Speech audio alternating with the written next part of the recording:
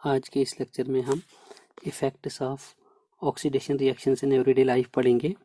ठीक है, तो effects of oxidation reactions in our daily life और इन एवरीडे लाइफ जो है वो कुछ इस तरह से हुआ करते हैं।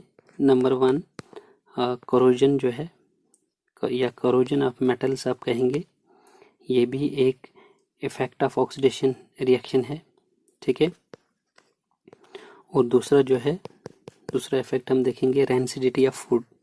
तो ये दो कॉमन इफेक्ट्स हैं किसके, ऑक्सीडेशन रिएक्शंस के इन आवर डेली लाइफ। तो आइए हम इन दोनों को जो है वो डिटेल में स्टडी करेंगे आज के इस लेक्चर में। तो सबसे पहले हम करोजन को देखेंगे कि करोजन जो है ये क्या होती है। तो जैसे आपको स्क्रीन पे डेफिनेशन इसकी नज़र आ रही है, the process of slow conversion of metals into their undesirable compounds, ठीक है, due to their reaction with oxygen, water, acids, gases etc. present in the atmosphere is called corrosion। ये जो डेफिनेशन मैंने बताई आपको, आप इस तरह से भी corrosion को डिफाइन कर सकते हैं। ठीक है, या फिर आप ऐसे कह सकते हैं कि corrosion is the process in which metals are eaten up gradually by the action of air, moisture or a chemical such as an acid on their surface। तो cause of corrosion अगर हम देखेंगे कि corrosion का जो है वो cause क्या है, ठीक है, cause of corrosion क्या है, उसमें आप याद रख लीजिए कि corrosion is mainly caused by the oxidation of metals by the oxygen of air। ठीक है, एंड वन थिंग मोर कि अगर हम देखेंगे कि स्लो प्रोसेस ऑफ करोजन जो है वो रस्टिंग होता है। तो rusting of iron is the most common form of corrosion. So let's explain this rusting of iron in detail. तो रस्टिंग ऑफ आयरन को अगर हमने देखना है तो रस्टिंग ऑफ आयरन के लिए सबसे पहले आप ये याद रखेंगे कि ये आयरन का रस्ट होना, ठीक है, ये होता क्या है, रस्टिंग ऑफ आयरन जो है ये है क्या एक्चुअली, उसको हम देखेंगे बेसिकली ये है क्या। क्योंकि ये भी एक ऑक्सीडेशन का ही इफेक्ट है तो हम डिटेल में इसको बताएंगे। देखिए, जब भी when an iron object is left in damp air for a considerable time, ठीक है, it gets covered with a red brown flaky substance which is called rust. अगर हम क्या करते हैं कि कोई आयरन या आयरन का ऑब्जेक्ट जो है अगर हम किसी डैम्प एयर में, ठीक है, या कहीं किसी मॉइस्ट एयर में रख देते हैं कुछ देर के लिए, ठीक है, और मान लीजिए कि अगर कम से कम 1 वीक के लिए हम रख देते हैं इसको इस तरह से बिना इस्तेमाल के, तो उस कंसिडरेबल टाइम के बाद अगर हम देखें जाकर तो उस आयरन ऑब्जेक्ट्स के ऊपर जो है वो, उसकी सरफेस के ऊपर जो है वो रेड ब्राउन फ्लैकी सब्सटेंस यानी पाउडर फॉर्म में जो है वो जमा हो गया होता है। तो एक्चुअली इसी powderish form of this red brown flaky substance को ही हम रस्ट कहते हैं। ठीक है, तो and this is called the rusting of iron, और इस पूरे प्रोसेस को हम रस्टिंग ऑफ आयरन कहते हैं। इसमें क्या होता है कि रिएक्शन जो रहती है रस्टिंग ऑफ आयरन के दौरान में, किस तरह से जो है हमारा मेटल जो है यानी आयरन जो है, ठीक है, ये आयरन ऑब्जेक्ट जो है वो किस तरह से जो है यहाँ पर रस्ट हो जाता है, उस पर जंग किस तरह से लगता है, इसकी जो रिएक्शन है हमारे पास वो कुछ इस तरह से होती है। ठीक है, 4 टाइम्स में बैलेंस्ड केमिकल रिएक्शन लिखता हूँ यहाँ पे, 4 times Fe plus 3 times O2 plus 2 times, साथ में लेकिन लिखूँगा मैं 2x, ये 2 में क्यों लिख रहा हूँ थोड़ा बताऊंगा मैं, और x बड़ी इंपॉर्टेंट बात है कि यहाँ पे x लिखा हुआ है, 20x टाइम्स H2O गिव्स, ठीक है, यानी एक्चुअली यहाँ पे x टाइम H2O होता है, ठीक है, तो वो मैंने लिखा हुआ है गिव्स, ये बना देता है हमारे पास प्रोडक्ट 2 टाइम्स Fe2O3 और into x times H2O, x times H2O, ठीक है, एक्चुअली जो है वो यही चीज़ जो प्रोडक्ट में आपको दिख रही है इस समय Fe2O3 into x times H2, इसी चीज़ को हम कहते हैं रस्ट। ठीक है, मैं यहाँ पे लिख देता हूँ, इसको हम क्या कहते हैं, रस्ट कहते हैं। लेकिन इसका जो केमिकल नेम है वो हाइड्रेटेड आयरन थर्ड ऑक्साइड हुआ करता है। हम इस हाइड्रेटेड आयरन थर्ड ऑक्साइड को कुछ इस तरह से लिखते हैं। ठीक है, ये जो मैं नाम इस रस्ट का कह रहा हूँ, हाइड्रेटेड मतलब इसके साथ में वाटर जो है, वाटर ऑफ क्रिस्टलाइजेशन वो भी प्रेजेंट होता है। हाइड्रेटेड आयरन और पैरेंथेसिस में हम लिखते हैं थर्ड और साथ में लिख देते हैं ऑक्साइड। ठीक है, ये इस रस्ट का नाम हुआ करता है। एंड इन केस कि अगर आपको पूछा जाता है कभी भी कि रस्ट का जो फॉर्मूला है वो क्या है, तो आप Fe2O3 into x times H2 जो है वो कह सकते हैं इजिली। अब यहाँ पर x टाइम्स H2 जो है वो हमने यूज़ क्यों किया है, ठीक है, कोफिशिएंट्स में वाटर के। एक्चुअली क्या होता है कि नंबर ऑफ वाटर मॉलिक्यूल्स जो x यहाँ पे रस्ट में होता है वो वेरी करता है, यानी ये फिक्स जो है वो नहीं होता, इट इज़ नॉट फिक्स्ड। ठीक है, इसलिए हम यहाँ पर x टाइम ही लिखते हैं, ये नहीं लिखते हैं कि 2 टाइम्स 3 टाइम्स 4 टाइम्स वगैरह, बल्कि x टाइम्स ही हम यहाँ पर लिख सकते हैं क्योंकि ये थोड़ा वेरी करता है। दूसरी चीज़, ये रस्टिंग ऑफ आयरन जो है ये एक कंटिन्यूस प्रोसेस होता है। अगर हम प्रिवेंट नहीं करेंगे रस्टिंग को ऑफ आयरन को टाइम पे, तो ये क्या कर देता है, पूरे आयरन ऑब्जेक्ट को जो है वो खा जाता है। ठीक है, यानी ख़त्म कर देता है, उसको करोड कर देता है, उस पे जंग लग के जो है वो आयरन ऑब्जेक्ट हमारा ख़त्म हो जा सकता है। ठीक है, लिहाजा हमें चाहिए कि हम इसका पूरा एहतियात करें कि जब भी हम अपनी डे टू डे लाइफ में आयरन ऑब्जेक्ट्स वगैरह जो हमारे इस्तेमाल के लिए होते हैं, जब हम उनका इस्तेमाल करते हैं तो हमें जो है वो रस्टिंग का जहन में रखते हुए उनको उसी तरह से रखना चाहिए, उन्हीं जगहों पर रखना चाहिए जहाँ से वो रस्ट फ्री रहें। ओके, इसके बाद जो नेक्स्ट पॉइंट हम इस टॉपिक के अंदर पढ़ेंगे कि वो होगा हमारे पास conditions necessary for the rusting of iron. मैं इसको लिख देता हूँ थोड़ा, conditions necessary for the rusting of iron. क्या क्या कंडीशंस जो हैं वो रस्टिंग ऑफ आयरन के लिए जो है वो ज़रूरी होती हैं। तो अगर हम देखेंगे तो 2 ही ऐसी चीज़ें हैं जो ज़रूरी होती हैं रस्टिंग ऑफ आयरन के लिए, जिनमें पहली चीज़ जो है वो presence of air, that is oxygen. ठीक है, और दूसरी चीज़ प्रेजेंस ऑफ वाटर, या आप मॉइस्चर भी कहेंगे। ठीक है, तो ये 2 चीज़ें हैं जिनसे जो है रस्टिंग ऑफ आयरन जो है वो हो सकती है। इसके अलावा इम्पॉर्टेंट पॉइंट मैं आपको बता दूं कि डैम्प एयर जो होता है, ठीक है, डैम्प एयर एंड ऑर्डिनरी वाटर जो होता है, आम जो पानी होता है, ठीक है, ऑर्डिनरी वाटर, ये भी आप थोड़ा याद रख लीजिए कि क्या पॉइंट मैं बताने वाला हूँ।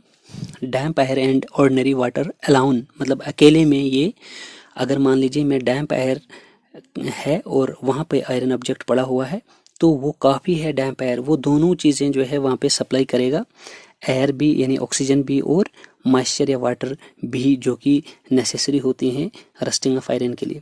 इसी तरह से ऑर्डिनरी वाटर जो है, अगर यहाँ पे आप आयरन ऑब्जेक्ट को रख देते हैं तो ये अकेले में दोनों जो है क्या कर सकते हैं, सप्लाई दोनों चीज़ें कर सकते हैं, एयर भी और वाटर की रिक्वायरमेंट भी रस्टिंग ऑफ आयरन के लिए जो ज़रूरी होती हैं, तो ये दोनों कर सकते हैं। यानी आप इस तरह से इससे याद रख लीजिए कि damp air and ordinary water alone supplies both the things, that is air and water, required for the rusting of iron. Okay, इस चीज़ को भी हमने पढ़ा। उसके बाद हम नेक्स्ट पॉइंट में जो है वो पढ़ेंगे प्रिवेंशन ऑफ रस्टिंग। देखिए, हमने रस्टिंग ऑफ आयरन को देखा, हमने conditions necessary for the rusting of iron को देखा। अब ऐसा देखना है कि हमें क्या कुछ करना पड़ेगा ताकि हम जो है हमारे आयरन ऑब्जेक्ट्स जो हैं वो रस्ट ना हो। ठीक है, तो प्रिवेंशन, ठीक है, इस वाले पार्ट में हम देखेंगे कि हम किस तरह से बचाव करेंगे रस्टिंग का। प्रिवेंशन ऑफ रस्टिंग क्या क्या प्रिवेंटिव मेजर्स जो है वो हम जहन में रखेंगे, उनका हम इस्तेमाल करेंगे और रस्टिंग से जो है हम बचेंगे, मतलब अपने आयरन ऑब्जेक्ट्स को बचाएंगे। तो various common methods for preventing the rusting of iron, यानी करोजन ऑफ आयरन भी आप कह सकते हैं, वो बहुत सारे हुआ करते हैं, in which the few important ones I will discuss with you.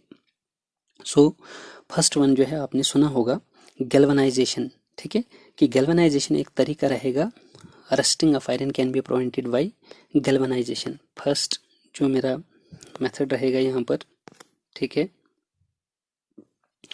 वो रहेगा गैल्वेनाइजेशन, ठीक है।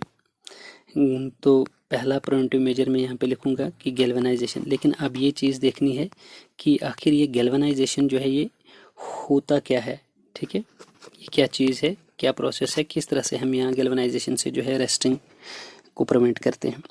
तो देखिए ये गैल्वेनाइजेशन जो है ये process of depositing a thin layer of zinc metal on iron object होता है, उसी को हम गैल्वेनाइजेशन कहते हैं। अगर आपको इसका डेफिनेशन चाहिए तो आप यही लिख सकते हैं, the process of depositing a thin layer of zinc metal on iron objects is called galvanisation, ठीक है। तो गैल्वेनाइजेशन जब की जाती है तो आयरन ऑब्जेक्ट के ऊपर जब जिंक मेटल आ जाता है तो वो उस आयरन ऑब्जेक्ट को प्रोटेक्ट करता है, उसको बचा देता है, खुद टैकल करता है वो किसके साथ में, इन दोनों नेसेसरी कंडीशंस फॉर रस्टिंग वाली जो एयर और वाटर होता है उसके साथ, ठीक है। तो दूसरी इंपॉर्टेंट चीज़ कि गैल्वेनाइजेशन जब आयरन ऑब्जेक्ट्स की जाती है by dipping an iron object in molten zinc metal में की जाती है, यानी एक तरफ हम रखते हैं किसी कंटेनर में जिंक मेटल को मेल्ट करके, ठीक है, पिघला के रखते हैं, और उस पिघलाए हुए जिंक मेटल में हम क्या करते हैं, उस आयरन ऑब्जेक्ट को डिबो देते हैं, डिप करते हैं, और उस पे जो है उसकी सरफेस पे जो है वो जिंक की लेयर जो है वो बन जाती है, जो उसे प्रोटेक्ट करती है रस्टिंग से, ठीक है। Thin layer of zinc metal is then formed all over the iron object which protects the iron object from rusting. Okay, दूसरी चीज़ जो मैं आपको बताने वाला हूँ इसमें वो ये कि देखिए कि आयरन शीट्स जो हम यूज़ करते हैं बकेट्स या ड्रम्स या डस्टबिन्स या शेड्स वगैरह बनाने के लिए, ठीक है नहीं, उन्हें भी गैल्वेनाइज जो है वो किया जाता है, गैल्वेनाइजेशन का तरीका वहाँ पे भी किया जाता है टू प्रिवेंट देयर रस्टिंग, ठीक है, इनकी रस्टिंग फ्री करने के लिए, रस्ट से बचाने के लिए वहाँ पर भी गैल्वेनाइजेशन की जाती है। इवन अगर हम देखेंगे द आयरन पाइप्स जो होती हैं जो हम वाटर सप्लाई के लिए यूज़ करते हैं, उन्हें भी आप देखते हैं कि, ठीक है, उनके ऊपर जो है वो पैंट जो सा होता है वो एक्चुअली उनमें गैल्वेनाइजेशन की हुई होती है, ठीक है, जिंक मेटल की ही कोटिंग हुई होती है, are also galvanised in order to protect them from rusting. Okay, तो ये हमने जितना भी बोला ये गैल्वेनाइजेशन वाले प्रिवेंटिव मेजर में हमने बताया, ये आपने याद रखना है। दूसरा जो प्रिवेंटिव मेजर हमारा रहेगा यहाँ पर वो है हमारे पास में rusting of iron can be prevented by painting. देखिए कि ये भी एक most common method of preventing the rusting of iron है, ठीक है। आमतौर पर हम इसको इस्तेमाल करते हैं कि जो भी आयरन ऑब्जेक्ट होता है हम उसकी सरफेस के ऊपर जो है क्या कर देते हैं, पेंट कर देते हैं। जैसे मान लीजिए कि घर हमारे मतलब घर पे जो है, अगर मैं बात करूं कि हमारे घरों में भी जो है जैसे विंडो ग्रिल्स अगर होते हैं तो हम उन विंडो ग्रिल्स पे भी जो है वो क्या कर देते हैं, पेंट कर देते हैं। इसीलिए पेंट करते हैं कि ये रस्ट ना हो, ठीक है, इस पे जंग वगैरह ना लगे और ये एक समय ऐसा ना आए कि ये पूरा का पूरा जो है वो ख़त्म हो जाए। तो हम पहले क्या कर लेते हैं, एक तो ये हमारा मेन कारण रहता है, दूसरा हम डेकोरेशन पर्पसेस के लिए भी वो करते हैं। लेकिन अगर हम असली निगाह से देखेंगे तो मेन मकसद जो होता है वो इसका रस्टिंग को प्रिवेंट करना होता है। दूसरी ये उसे डेकोरेट भी करता है। तो उसकी सरफेस पे हम पेंट करते हैं, तो पेंटिंग से जो है वो एक लेयर आ जाती है उस आयरन ऑब्जेक्ट, जैसे विंडो ग्रिल ही मैंने जो आपको बता दिया उसके ऊपर, तो वो बचा लेता है उस आयरन ऑब्जेक्ट यानी विंडो ग्रिल्स वगैरह को रस्टिंग से। इसके अलावा आप रेलिंग्स में भी इसका इस्तेमाल कर सकते हैं, पेंटिंग की जाती है रेलिंग्स में भी, या फिर स्टील फर्नीचर वगैरह में, ठीक है, या फिर आयरन ब्रिजेस वगैरह में जो है वहाँ पर भी पेंटिंग की जाती है। और इन iron objects, various types of iron objects जो मैंने आपको बताए, इनको बचाया जा सकता है रस्टिंग से। इसके अलावा जो हमारा नेक्स्ट यानी थर्ड प्रिवेंटिव मेजर रहेगा रस्टिंग ऑफ आयरन को प्रिवेंट करने का, वो होगा rusting of iron can be prevented by applying grease और ऑयल, यू कैन से, ठीक है नहीं, ग्रीसिंग आप कर सकते हैं, ग्रीस कर सकते हैं या ऑयल कर सकते हैं, ठीक है, जिसको ल्यूब्रिकेशन हम बोलेंगे कि व्हेन सम ग्रीस एक्चुअली होता क्या है, ए थिक ऑयली सब्सटेंस होता है, स्पेशली यूज्ड होता है एज अ लुब्रिकेंट, ठीक है, या फिर और oil is applied to the surface of an iron object, then air and moisture can not come in contact with it, ठीक है। तो अगर हम ग्रीस या ऑयल जो है वो आयरन ऑब्जेक्ट पे करते हैं तो ऐसी सूरत में जो है ना ही एयर ना ही मॉइस्चर जो है वो उस आयरन ऑब्जेक्ट की सरफेस के कांटेक्ट में आती है और ना ही उसे रस्ट कर सकती है, and hence rusting is prevented. For example जैसे tools and machine parts made of iron and steel जो है they are smeared with grease या ऑयल के साथ, ठीक है, टू प्रिवेंट देयर रस्टिंग। तो इस तरह से हम इस वाले पार्ट में जो है वो देखा कि किस तरह से हम प्रिवेंट करते हैं आयरन ऑब्जेक्ट्स को। नेक्स्ट जो हमारा फोर्थ प्रिवेंटिव मेजर रहेगा, rusting of iron can also be prevented bye tin plating and chromium plating. देखिए टिन एंड क्रोमियम मेटल्स जो हैं ये रेजिस्टेंट टू कोरोजन होते हैं, ये बड़ी इंपॉर्टेंट बात है, ये खुद जो है ये रेजिस्टेंट होते हैं टू द कोरोजन, इनमें कोई फर्क नहीं पड़ता है, ये नहीं होते हैं करोड़, ठीक है। तो so when a thin layer of tin metal or chromium metal is deposited iron sheet objects, ठीक है, बाय इलेक्ट्रोप्लेटिंग। जब इलेक्ट्रोप्लेटिंग के जरिए से थिन लेयर जो टिन की होती है या क्रोमियम की होती है वो डिपॉजिट हो जाती है हमारे आयरन ऑब्जेक्ट्स पे, तो इलेक्ट्रोप्लेटिंग करके। तो अब यहाँ बेहतर समझ रहा हूँ मैं कि ये इलेक्ट्रोप्लेटिंग का प्रोसेस मैं आपको बता दूँ कि किस तरह से इलेक्ट्रोप्लेटिंग जो है वो करते हैं।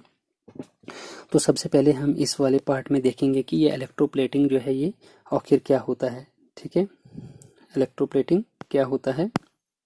तो इलेक्ट्रोप्लेटिंग की अगर हम बात करेंगे, ठीक है, ये एक ऐसा प्रोसेस होता है in which a layer of a metal is deposited on metallic और non metallic electrode by the process of electrolysis carried in an electrolytic cell, ठीक है। देखिए जिस सेल के अंदर इलेक्ट्रोलिसिस की जाती है उसको हम इलेक्ट्रोलिटिक सेल कहते हैं। तो इलेक्ट्रोलिटिक सेल में ही हम इलेक्ट्रोप्लेटिंग जो है वो करते हैं, जो मैंने आपको डेफिनेशन बताई। Then the iron and steel objects are protected from rusting. तो तब जाकर जो है वो आयरन और स्टील ऑब्जेक्ट्स को जो है हम रस्टिंग से बचा सकते हैं। जैसे मैं आपको एग्जांपल बताऊं यहाँ पर, ठीक है, जिस तरह से हम क्या लेते हैं, देखिए टिफिन बक्सेस का हम इस्तेमाल करते हैं जो कि स्टील के बने होते हैं। They are tiffin boxes are nickel plated, ठीक है, फ्रॉम इनसाइड एंड आउटसाइड, ठीक है, उसमें निकल की प्लेटिंग जो है वो की हुई होती है अंदर से भी और बाहर से भी, in order to protect them from rusting. इसके अलावा अगर हम देखेंगे तो टिन इज आल्सो यूज, जो मैंने पहले ही बताया, टिन और chromium. Tin is used for plating tiffin boxes because it is non poisonous होता है ये, and hence does not contaminate the food kept in them. वो नॉन पॉइजनस होने के कारण क्या होता है टिन का, कि ये फूड के साथ, जो हम फूड टिफिन बॉक्सेस में रखते हैं उनके साथ में वो मिक्सअप नहीं हो सकता है, ठीक है। दूसरी चीज़ अगर हम देखेंगे कि क्रोमियम की प्लेटिंग जो है वो कैसे हम करते हैं, देखिए chromium plating is usually done on the bicycle handle bars. जो बाइसिकल हैंडल बार होता है, ठीक है, वहाँ पर आप देख सकते हैं कि वहाँ पर जो ये उसका मतलब कोटिंग की हुई होती है, ठीक है, उन बार्स बाइसिकल हैंडल बार्स के ऊपर, वो एक्चुअली जो है वो क्रोमियम प्लेटिंग ही होती है, क्रोमियम की प्लेटिंग उस पर होती है। एंड कार बम्पर्स पर भी जो है क्रोमियम प्लेटिंग ही होती है, made of iron and steel to protect them from rusting. तो आयरन बम्पर्स और बाइसिकल हैंडल बार्स पे जो है क्रोमियम की प्लेटिंग जो है वो की जाती है अक्सर, ठीक है, उनको रस्टिंग से बचाने के लिए।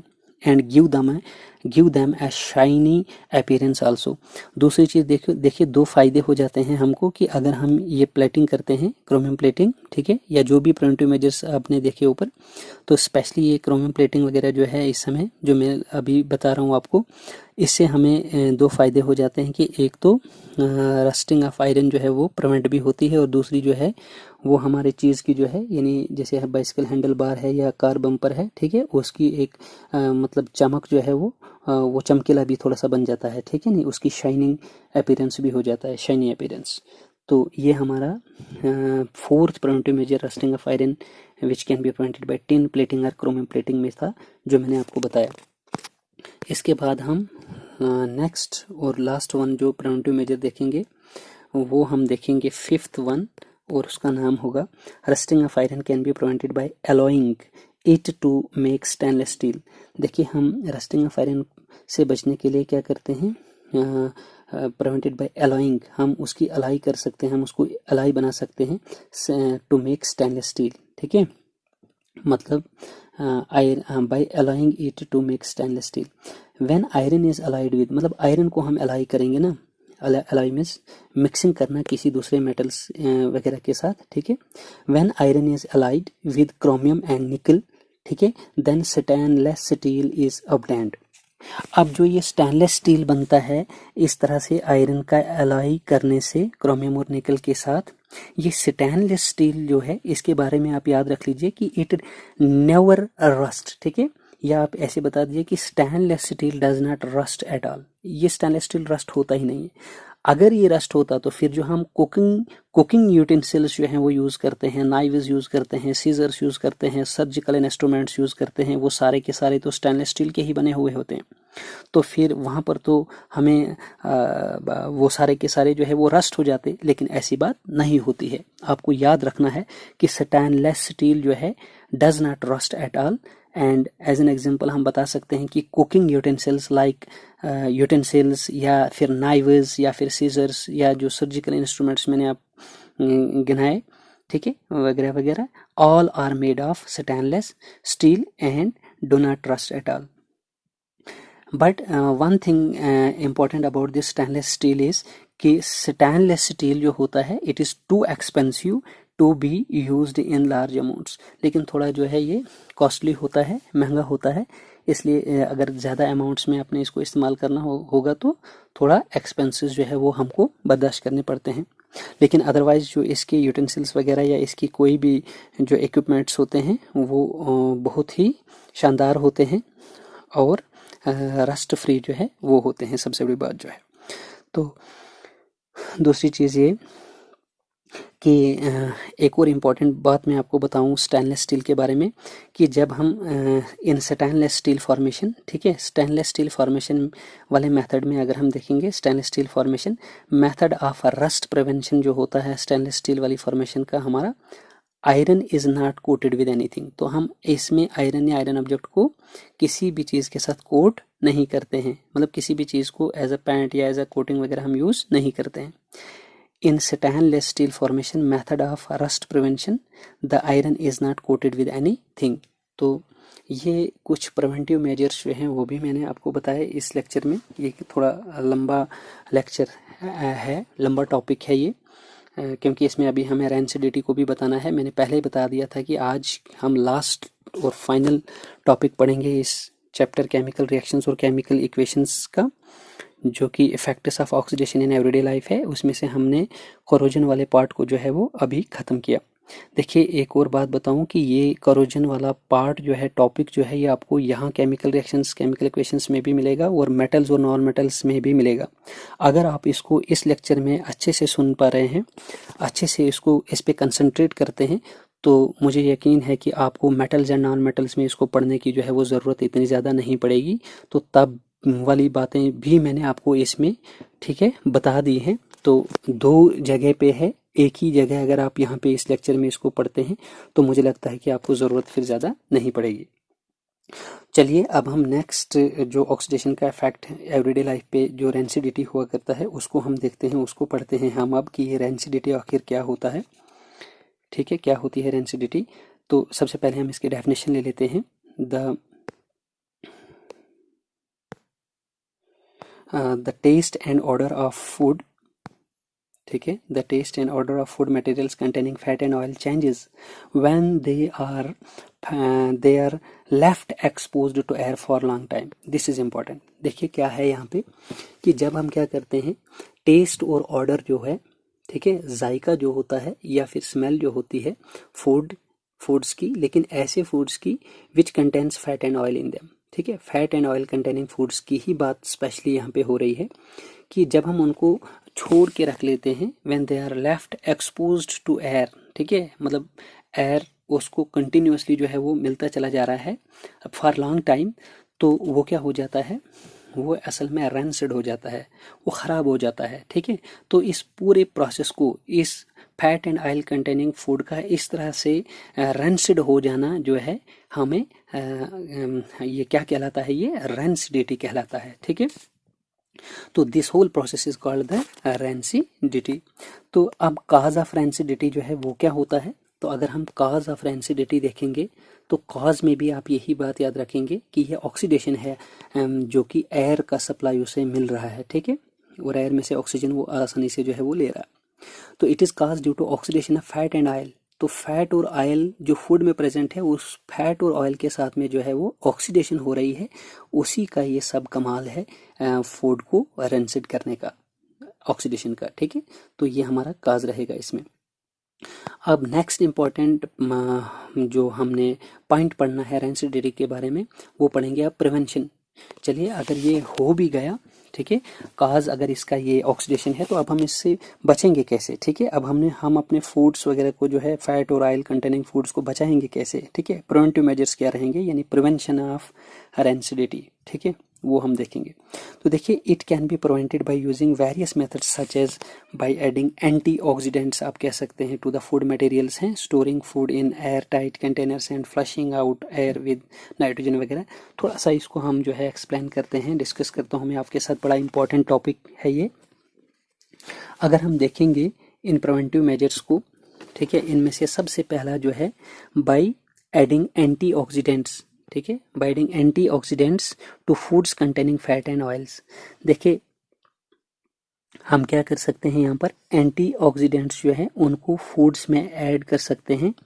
एंटीऑक्सीडेंट का मतलब ही हो गया कि जो ऑक्सीडेशन को रोकें, जो ऑक्सीडेशन को होने ना दें। ठीक है, तो जैसे ही हम एंटीऑक्सीडेंट्स जो है वो फैट और ऑयल कंटेनिंग फूड्स में जो है वो ऐड कर देते हैं, तो वो उनको क्या कर देते हैं, तो ये फूड और फूड्स जिनमें फैट और ऑयल होता है वो तब ऑक्सीडाइज नहीं होती हैं। ठीक है, एंड हैंस जब ऑक्सीडाइज नहीं होती हैं तो and hence they do not turn rancid, तो रैंसिड भी नहीं होती हैं, वो ख़राब भी नहीं होती हैं। ठीक है, तो इस तरह से हम कह सकते हैं।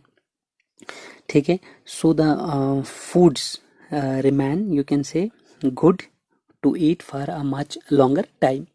तो अब जो देखिए बड़ी इंपॉर्टेंट बात है कि यहाँ हम एंटीऑक्सीडेंट आमतौर पर कॉमनली यूज़ क्या करते हैं, ये आपने याद रखना है। This is very important point. So the two common antioxidants which are commonly used in foods to prevent the development of rancidity are BHA। आप इसको याद रख लीजिए, BH&A मैं कैप्स में लिख रहा हूँ। अब इसका फुल फॉर्म बताता हूँ, butylated hydroxy anisole. Butylated hydroxy anisole इसको हम कहते हैं। ये भी एक क्या होता है, एक एंटीऑक्सीडेंट का नाम है। ठीक है, and BHT, this is very important point. BHT means butylated hydroxytoluene. ठीक है, तो ये दो कॉमन एंटीऑक्सीडेंट्स को आप फूड्स में जब ऐड करते हैं तो तब फूड जो है वो रैंसिड नहीं होती है, यानी उसमें कोरोजन जो है वो नहीं होती है, ये कोरोजन को रोक देते हैं, ये एंटीऑक्सीडेंट्स माने जाते हैं जी। इसके बाद हम नेक्स्ट जो प्रिवेंटिव मेजर पढ़ेंगे इसका। ठीक है, तो हम बोलेंगे rancidity can be prevented bye packaging. ठीक है, पैकेजिंग से कैसे, मतलब जिस समय fat and oil containing foods जो हैं वो पैक होते हैं, उस वक्त हम कुछ करते हैं जो मैं इसमें बताऊंगा। आप हेडलाइन जो है वो याद रखेंगे कि by packaging fat and oil containing foods in nitrogen gas. Yes, this is the point कि हम क्या करते हैं, fat and oil containing foods जो होते हैं वो जब वो पैक हो रहे होते हैं, जिस समय वो पैकिंग उनकी होती है, उस समय हम नाइट्रोजन फ्लशिंग उनमें करते हैं। मैं अभी आपको ये डिटेल बताता हूँ। देखिए, when the packed food is surrounded by an unreactive nitrogen gas. ठीक है, जो भी फूड आपने पैक की, जैसे मान लीजिए ये फास्ट फूड्स वगैरह जो हम अक्सर यूज़ करते हैं, ठीक है, जैसे मान लीजिए कि पोटैटो चिप्स वगैरह हो गया, ठीक है, and other similar food products हैं जो हम लेते हैं, ठीक है, तो उनमें अक्सर जो है फास्ट फूड्स के अंदर जो है वो नाइट्रोजन फ्लैशिंग होता ही होता है। तो नाइट्रोजन अपने सराउंडिंग एरिया में क्या कर देता है कि ऑक्सीजन का सप्लाई जो है वो कट ऑफ कर देता है, ठीक है, क्योंकि ऑक्सीजन ही एक ऐसी चीज़ है कि जो ऑक्सीडेशन को जो है वो इम्प्रूव करती है, ठीक है, ऑक्सीडेशन करती है। तो वहाँ ऑक्सीजन जब जो है वो निकल जाती है, ठीक है, तो नाइट्रोजन की जब हम फ्लैशिंग करते हैं तो नाइट्रोजन से तो ऑक्सीडेशन को कोई फ़र्क नहीं पड़ना है, ठीक है, तो इसलिए जो है वो यहाँ से हम बच सकते हैं इन फास्ट फूड्स यानी पोटैटो चिप्स वगैरह जो मैंने एग्जांपल बताई आपको कि ये भी रैंसिड नहीं हो सकते हैं इस तरह से अगर हम उसको नाइट्रोजन फ्लैशिंग करें। यानी आपने याद रखना है कि जब भी ये फास्ट फूड्स वगैरह पैक होती हैं तो पैकेजिंग के दौरान में जो है इनका जो वो एनवल्प वगैरह होता है उसके अंदर क्या किया जाता है, नाइट्रोजन फ्लैशिंग की जाती है, उनको रैंसिड होने से बचाया जाता है नाइट्रोजन फ्लैशिंग से। जी, नेक्स्ट जो हम प्रिवेंटिव मेजर पढ़ेंगे, it can be prevented by keeping food in a refrigerator. बड़ी इंपॉर्टेंट बात है कि हम रेफ्रिजरेटर में भी जो है वो फूड को रख के जो है उसको रेंसिडिटी से वो बचा सकते हैं। किस तरह से, देखिए रेफ्रिजरेटर में जब फूड रखते हैं तो रेफ्रिजरेटर में आपको पता ही है कि टेम्परेचर जो है वो पहले ही क्या होता है, लो होता है, ठीक है, कम टेम्परेचर होता है रेफ्रिजरेटर के अंदर, लो टेम्परेचर होता है, ठीक है। तो वहाँ पर क्या होता है, लो टेम्परेचर क्या करता है, the oxidation fat and oils in it is slow down, या जिसको हम बोलेंगे रिटॉर्ड करना, कम करना, ठीक है, ये कम हो सकता है। हम ये भी नहीं बोलेंगे कि टोटली जो है वो रेंसिडिटी से हम इसको बचा पाएंगे, लेकिन हम ऐसा कह सकते हैं यहाँ पर इस समय कि हम इसको लो टेम्परेचर रेफ्रिजरेटर में होने के कारण जो है oxidation of fat and oils जो है फूड में प्रेजेंट उसको हम स्लो डाउन कर सकते हैं, ठीक है, it can be slowed down due to low temperature. So in this way the development of rancidity due to the oxidation is retarded। मतलब उसको कम कर, अगर पूरे का पूरा नहीं तो कम से कम उसको कम हम कर सकते हैं, ठीक है। मान लीजिए कि अगर आप बहुत ज़्यादा वक्त तक उसको यूज़ कर सकते थे लेकिन थोड़ी देर के लिए आप फिर भी जो है उसको इस्तेमाल कर सकते हैं। ऐसा नहीं है कि बस एकदम जो है उसमें ऑक्सीडेशन हो सकता है, नहीं, ऐसी बात नहीं है।